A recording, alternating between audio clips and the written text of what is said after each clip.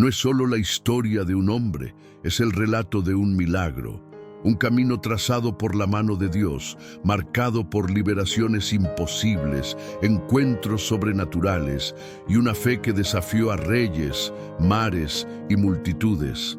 Esta es la vida de Moisés, el niño rescatado de las aguas, el profeta de la zarza ardiente, el líder del Éxodo. Pero antes de ser libertador, fue solo un infante, condenado a muerte por nacer en un tiempo adverso. Un pequeño frágil, rodeado de peligros, pero escogido por el Creador para transformar el destino de una nación entera. Y todo comienza con un edicto mortal. Egipto era una superpotencia. Gobernado por Faraón, poseía riquezas, ejércitos y esclavizaba sin piedad al pueblo hebreo. Con el paso de los años, los hebreos se multiplicaron tanto que el rey los consideró una amenaza. Entonces, decretó una de las órdenes más crueles de la historia. Todo varón hebreo que naciera debía ser arrojado al río Nilo. Era un intento de controlar su población, pero también una matanza silenciosa. En este escenario, una mujer hebrea llamada Jocabed dio a luz a un niño. Durante 3 meses lo escondió con todas sus fuerzas, hasta que comprendió que no podría protegerlo más. Entonces, tomó una decisión desesperada. Preparó un arca de juncos, la impermeabilizó con brea y betún para que flotara y colocó al niño en el río, confiando no en las aguas, sino en Dios. Las aguas del Nilo llevaron el arca en silencio, como si el río obedeciera un mandato divino. Y fue allí, cerca del palacio, donde ocurrió algo inesperado. La hija de Faraón salió a bañarse en el río. Vio el arca entre los juncos, ordenó a una criada que la trajera, la abrió y encontró al niño llorando. Su corazón se compadeció. Sabía que era un hebreo, pero en lugar de entregarlo a la muerte, lo adoptó como su hijo. Ironía divina. El niño que debía morir por orden de Faraón, ahora sería criado como su nieto. Lo llamó Moisés, que significa sacado de las aguas. Moisés creció en los palacios de Egipto, rodeado de lujo, poder y sabiduría, pero su origen nunca fue olvidado, y aquel río que debía ser su tumba se convirtió en el inicio de su historia. Porque fue allí, en el Nilo, donde comenzó la mayor gesta de liberación de la Escritura. Un simple infante, confiado a las manos de Dios, se convertiría en la voz de la justicia divina ante los reyes. A partir de aquí, todo cambia. El palacio egipcio era un mundo de oro, sedas y poder absoluto. Entre columnas grabadas con jeroglíficos y jardines con fuentes talladas, crecía Moisés. Como príncipe adoptivo, recibió la mejor educación del mundo antiguo. Estudió astronomía, matemáticas, artes de guerra y leyes egipcias. Para el pueblo era un noble más, pero en su interior libraba un conflicto. Sabía que no era egipcio, sabía que era hebreo, y tarde o temprano tendría que elegir a qué pueblo pertenecía.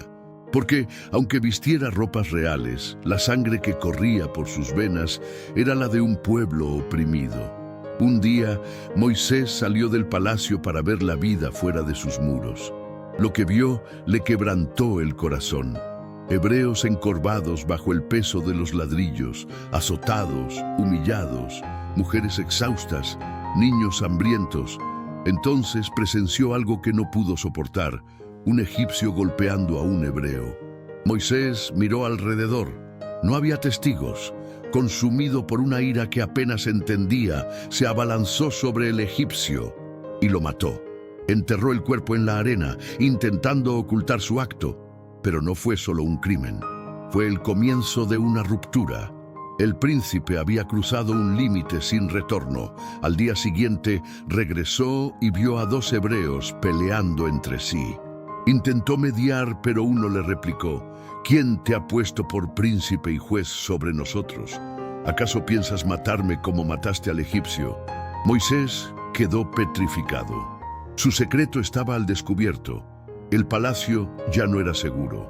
Faraón se enteró del asesinato y, enfurecido, ordenó su muerte. Moisés no tuvo opción. Huyó. Dejó atrás el trono, los títulos, los privilegios y corrió al desierto. Caminó días y noches por arenas ardientes, solo, hambriento, perdido. El hombre que lo tuvo todo ahora no tenía nada, pero incluso en la fuga, Dios trazaba su plan. En el desierto de Madián, llegó a un pozo donde unos pastores maltrataban a unas mujeres que intentaban dar agua a su rebaño. Moisés intervino, defendió a las jóvenes y las ayudó. Ellas eran hijas de Jetró, sacerdote de Madián. Cuando contaron lo sucedido, Jetró invitó a Moisés a vivir con ellos. El fugitivo halló, por fin, un nuevo hogar. Con el tiempo, Moisés se casó con una de las hijas de Jetró, Séfora, y tuvo hijos. Se convirtió en pastor. Durante 40 años vivió en paz, cuidando ovejas, lejos de la política, de la opresión, de su pasado. Probablemente creía que esa sería su vida hasta el fin. Había dejado de ser príncipe, héroe, elegido. En el desierto había dejado de soñar, pero Dios no había renunciado a él. Fue en un día cualquiera, guiando el rebaño por las colinas de Madián, cuando ocurrió lo extraordinario. Moisés vio una zarza que ardía sin consumirse, un espectáculo que desafiaba toda lógica. Intrigado, se acercó. Entonces, una voz poderosa resonó: «Moisés, Moisés». Él respondió, temblando: «Heme aquí». Era Dios, el Dios de Abraham, de Isaac y de Jacob. Ordenó: «Quítate el calzado de tus pies, porque el lugar donde estás es tierra santa». Moisés obedeció, sobrecogido por la santidad del momento. Dios reveló que había visto la aflicción de los hebreos en Egipto y había escogido a Moisés para liberarlos. «Ve a Faraón y dile: deja ir a mi pueblo». Pero Moisés dudó, abrumado por temores. «¿Quién soy yo para tal misión?», preguntó, recordando su pasado de fugitivo. «No me creerán», insistió, inseguro de su autoridad. «No soy hombre de fácil palabra», confesó, aludiendo a su dificultad para hablar. Con infinita paciencia, Dios respondió: «Yo estaré contigo». Reveló su nombre eterno: «Yo soy el que soy». Le dio señales milagrosas: el cayado que se convertía en serpiente, la mano que se volvía leprosa y sanaba para probar su poder. Y prometió enviar a Aarón, hermano de Moisés, para ayudarlo a hablar. Ante la promesa divina, Moisés, aún reticente, aceptó el llamado, sabiendo que el Dios que lo halló en el desierto lo sostendría en Egipto. Del esplendor al polvo, del delito al llamado, de la huida a la misión. El que huyó para salvar su vida, ahora regresaría para salvar a miles. El desierto no fue el fin, fue la preparación, porque Dios usa incluso los errores para cumplir su propósito. Y Moisés, que un día escapó de Egipto, ahora marcharía hacia el mayor enfrentamiento de su vida: desafiar a Faraón en el nombre del Señor. Moisés no sabía qué le aguardaba al volver a Egipto. El hombre que huyó años antes tenía ahora una misión imposible: liberar a los hijos de Israel de la opresión de Faraón. Armado con la autoridad divina, se presentó ante Faraón con un mensaje claro: «Así ha dicho Jehová, Dios de Israel, deja ir a mi pueblo para que me celebre fiesta en el desierto». Faraón lo miró con desdén. ¿Qué era ese Dios hebreo ante el poder de un imperio tan grande? Respondió con burla: «¿Quién es Jehová para que yo oiga su voz y deje ir a Israel?». Faraón se mofó, y la primera de muchas batallas había comenzado. Pero Moisés no estaba solo.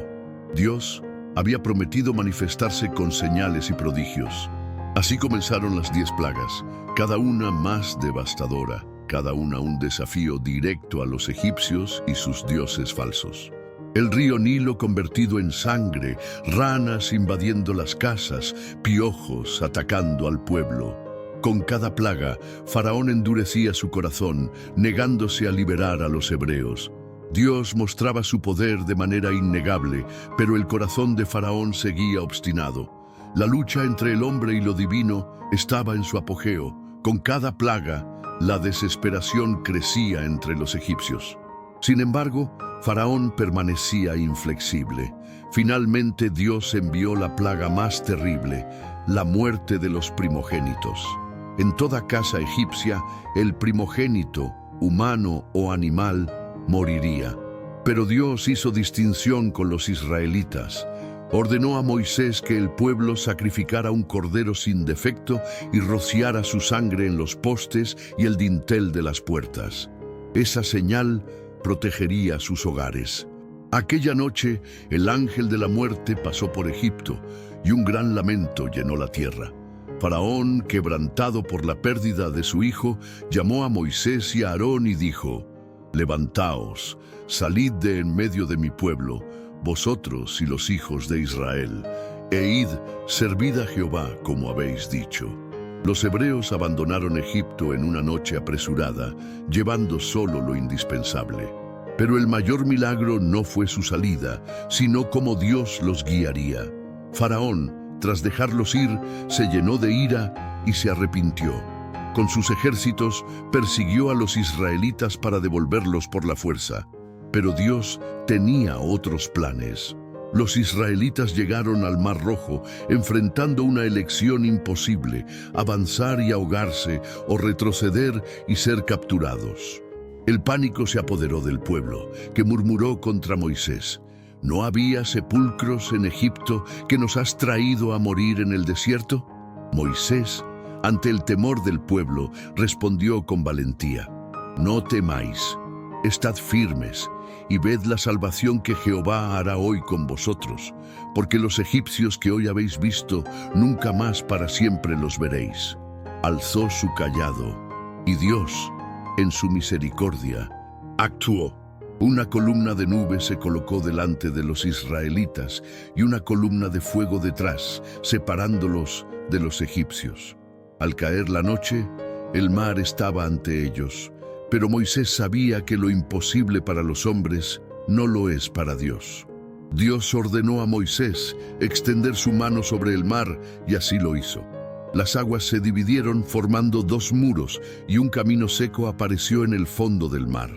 Los israelitas cruzaron el Mar Rojo a salvo, caminando entre las aguas. Los egipcios, al verlo, los persiguieron. Cuando el último israelita llegó a la otra orilla, Dios mandó a Moisés extender nuevamente su mano.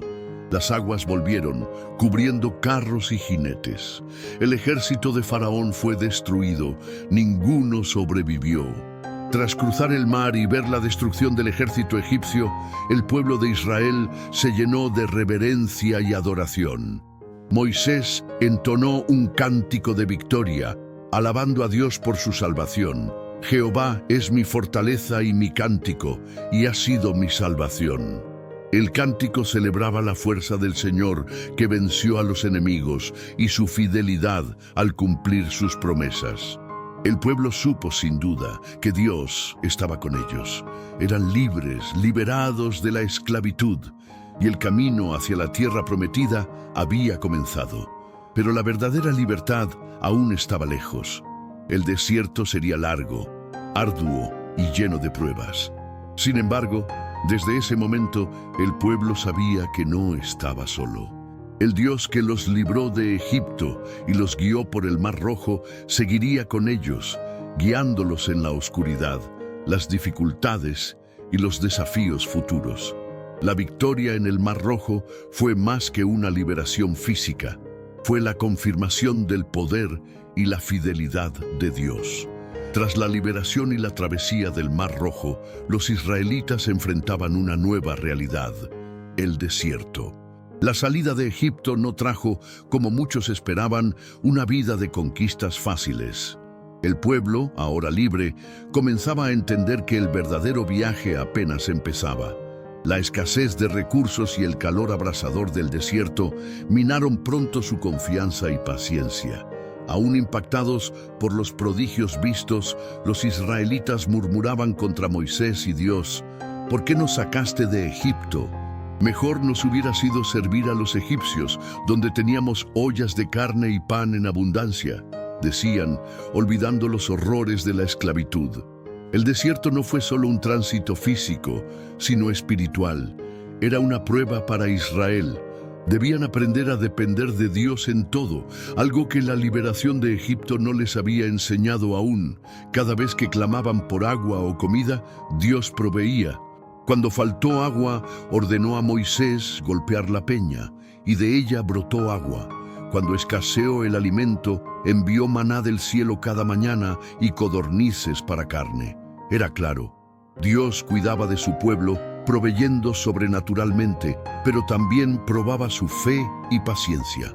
Aun con tantas pruebas del poder de Dios, la murmuración y la incredulidad dominaban el corazón del pueblo. Ante cada dificultad, dudaban, cuestionaban y añoraban Egipto, como si la esclavitud fuera menos dolorosa que el desierto. Moisés, desanimado por las quejas constantes, sabía que su misión era guiar a este pueblo hacia la promesa. En medio de las dificultades, Dios no abandonó a Israel. Sabía que el desierto era esencial para formar una nación. En este contexto de retos, Dios llamó a Moisés al monte Sinaí. Allí, solo, se encontró con Jehová, quien le dio las tablas de la ley como guía para el pueblo. Durante 40 días y noches, Moisés permaneció en el monte, sin comer ni beber, en la presencia divina. Dios le entregó los 10 mandamientos, fundamentos de una sociedad justa y piadosa, clave para la alianza entre él e Israel. Moisés descendería con un pacto renovado, pero mientras Moisés estaba en el monte, el pueblo, impaciente por su ausencia, se apartó de Dios. No viendo a Moisés regresar, decidieron hacer un ídolo. Bajo la guía de Aarón, juntaron oro y fundieron un becerro de oro, al que adoraron como si hubiera sido su libertador. La desobediencia fue total y su infidelidad a Dios evidente. En vez de esperar a Moisés, cayeron en idolatría, rompiendo el pacto con Jehová. Cuando Moisés bajó del Sinaí y vio el becerro, la ira de Dios ardió contra el pueblo. Moisés, indignado, quebró las tablas de la ley, mostrando que la alianza estaba en riesgo por la infidelidad del pueblo. Destruyó el becerro y reprendió severamente a Israel. La gravedad de su pecado trajo consecuencias. Dios ordenó a los levitas ejecutar justicia, y muchos cayeron. Sin embargo, su misericordia prevaleció. Moisés intercedió por el pueblo, suplicando perdón, y Dios no los abandonó. Moisés subió nuevamente al Sinaí, donde recibió nuevas tablas de la ley. La misericordia de Dios permitió renovar el pacto a pesar de la falla de Israel. Declaró que su presencia iría con ellos y que aunque pecaran, no los dejaría. Moisés bajó con las tablas y el pueblo fue llamado al arrepentimiento y a renovar su compromiso con Dios. El perdón y la restauración mostraron la profundidad de la misericordia divina. El desierto no fue solo un ciclo de errores y correcciones, sino un proceso de maduración. Dios enseñaba a Israel que su presencia era constante y que vivir según sus mandamientos era esencial. El desierto, con sus luchas, los preparaba para entrar en la tierra prometida, aprendiendo a confiar en Dios y a vivir en su justicia. Tras años en el desierto, Israel estaba cerca de Canaán, la tierra prometida a Abraham, Isaac y Jacob. La esperanza crecía, pero el camino no sería fácil. Moisés, envejecido y cargado de responsabilidades, lideraba con fe, buscando la guía de Dios y la unidad del pueblo, aún rebelde a veces. En el tramo final, Moisés cometió un grave error. Frustrado por las murmuraciones, él y Aarón recibieron la orden de hablar a una peña para que diera agua, pero Moisés, desobedeciendo, la golpeó con su cayado. Este acto fue visto por Dios como falta de fe y reverencia. Por ello Dios decretó que Moisés no entraría en la tierra prometida. Pese a su error, Moisés siguió fiel hasta el fin. No abandonó a su pueblo ni su misión, pero el costo de su desobediencia fue no pisar la tierra por la que luchó. Dios, en su justicia, le permitió ver la tierra prometida desde lejos, pero no habitarla. Moisés aceptó con humildad, reconociendo la soberanía divina. Antes de morir, Moisés subió al monte Nebo, en Moab, frente al Jordán. Desde allí, vio toda la tierra prometida a Abraham. Aunque no la pisaría, su corazón se llenó de gratitud por lo que Dios había hecho. Vio Canaán, el futuro hogar de su pueblo, y esa visión quedó grabada en Israel. Dios anunció que la hora de Moisés había llegado. Murió en el Nebo, y Dios lo sepultó en un lugar secreto para que nadie conociera su tumba.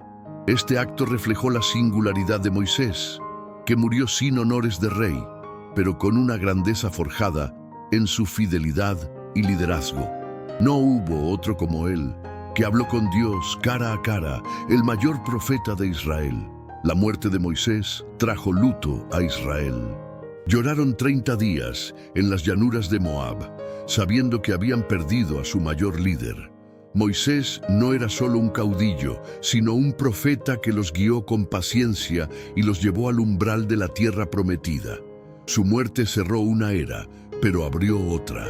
Josué, su ayudante, tomaría el mando para conquistar la tierra que Moisés vio, pero no pisó. El legado de Moisés perduró más allá de su muerte, no solo por su liderazgo, sino por su fidelidad. La ley recibida en el Sinaí fundó la fe y moral de Israel.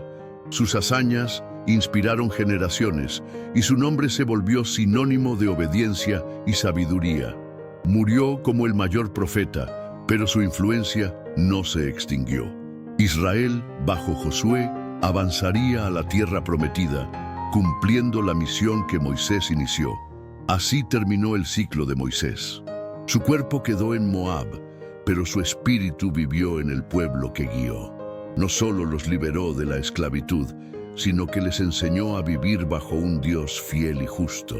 La tierra prometida estaba al alcance, pero el legado de Moisés, líder, legislador, profeta, permanecería como símbolo de fe, obediencia y dirección divina. La historia de Moisés nos enseña que ante las mayores dificultades, nuestra fe en Dios debe ser firme. Fue elegido para una misión colosal y pese a los retos, permaneció fiel. Su error al desobedecer nos muestra que hasta los grandes líderes fallan y necesitan arrepentimiento, pero Dios ofrece renovación para seguir adelante.